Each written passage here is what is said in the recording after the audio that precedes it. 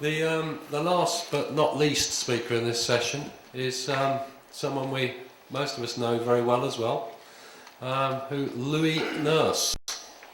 Louis is a senior lecturer through the Anglia, Ruskin and Henley Business School programmes.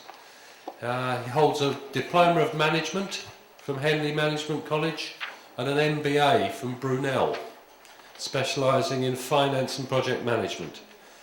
Louis has got extensive experience in managing projects in both the public sector and the private sector.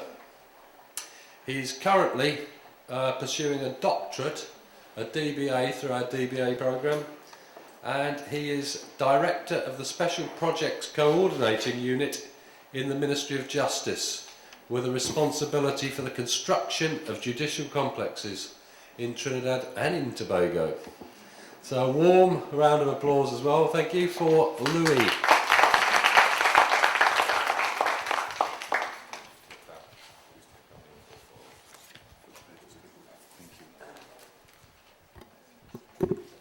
Thank you, Simon. Dr. Rob Willis and Simon Evans, our project supervisors, and other members of the deputation from Anglia Ruskin University. Ms. Melba Didier, Permanent Secretary in the Ministry of Justice. Ms. Celia Graves Smith, Deputy Permanent Secretary in the Ministry of Justice. Fellow members of the ARU Doctorate Cohort 2012, presenters, other distinguished guests, members of the media, ladies and gentlemen, a pleasant good morning. Well, it's my pleasure this morning to share with you what I think is the most exciting thing to happen in Trinidad and Tobago in the last 50 years. It's about understanding project execution and project management. The world used to be personal management, and then it became human resource management. We had sales management, and then it became marketing management. We had management that has now become project management. The government of Trinidad and Tobago over the last 10 years has spent billions of dollars on a development program which was intended to change the lives of our national community.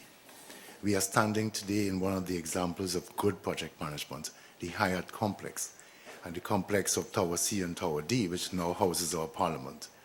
So even though we have these areas of good news, there are many projects that have caused us some distress.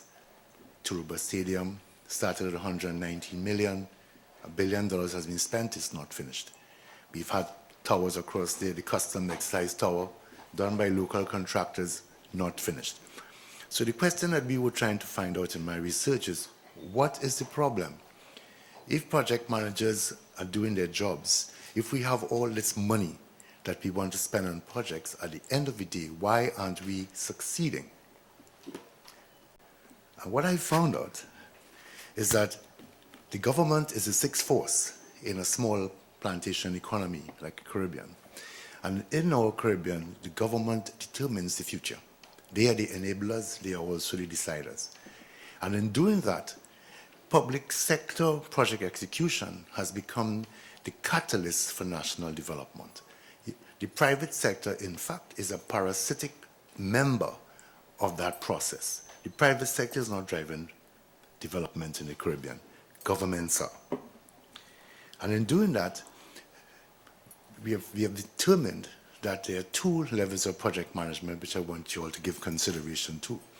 The first one is called project-based management. The concept of vision and mission, which we talk about so nicely, is viewed by Professor Turner as project-based management, which establishes the governance, the leadership, the framework, the direction, the scope, and the situation. Below that, we have project management, which I call the action element. This is the element that actually delivers.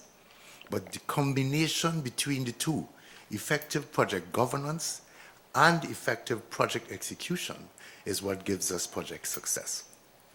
But strangely enough, with all this information, what is the element that's missing in the two things?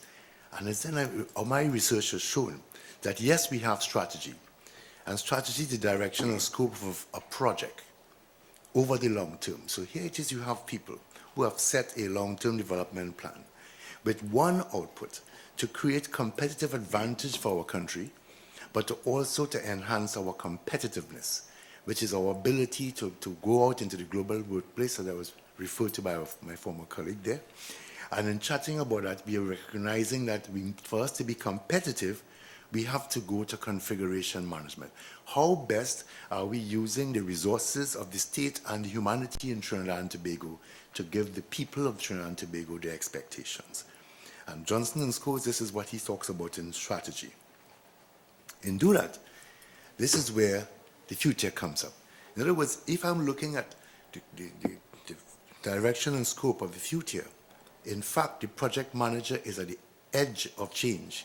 He is the midwife. He is the medium in which the future actually emerges. Professor Turner went further. He said that project management is the art of converting illusion to reality. And I pondered on that. Where is the illusion? And you would notice that the illusion at the bottom, this is the movement. The arrow there points to the direction. It points to the word completion and completeness. Completion of the building, completeness in terms of customer satisfaction.